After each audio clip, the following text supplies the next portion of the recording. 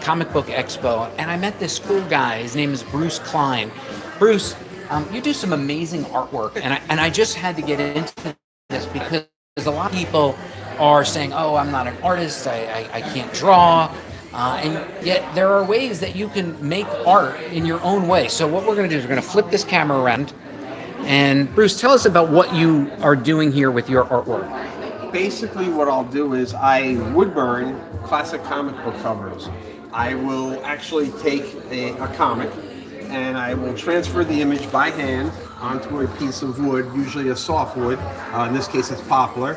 I will transfer the image by hand using graphite paper a lot of times. So this is 3D, I feel it. Oh, it's a piece of wood. The piece of wood, you've burned art into this and then you've colored over it?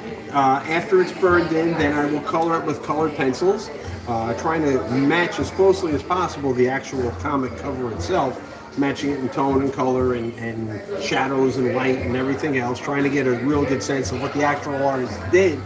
And then after that, I'll put 5 or 6 coats of polyurethane and then 4 or 5 coats of hand-rubbed butcher block wax to give it that finished feel. And what's amazing about this is it's got this wonderful physical sense to it. And again, you were showing this.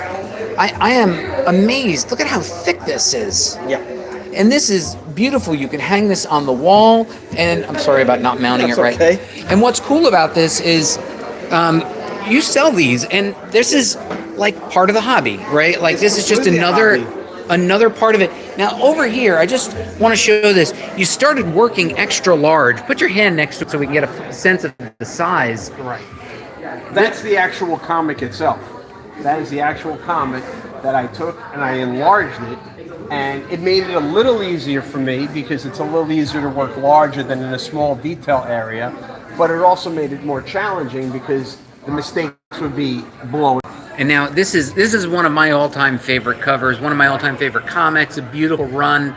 And here you have the comic and you have it mounted on wood. And what I love about this is that you can be part of this and you can be an artist in your own way and contribute to the hobby and make somebody very, very happy and also make a little money. It's fascinating that you say that because it took a long time for me to feel confident that I was an artist.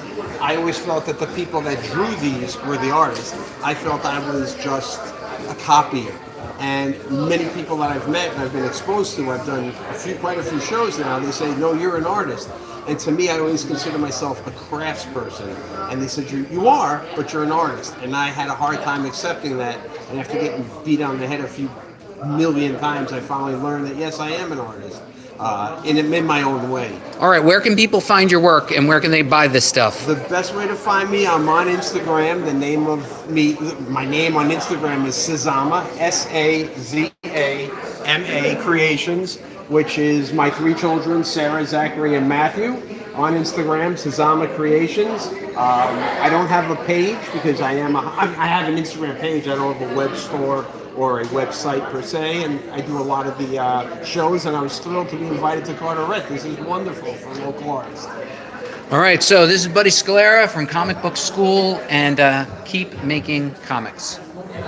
Thank you.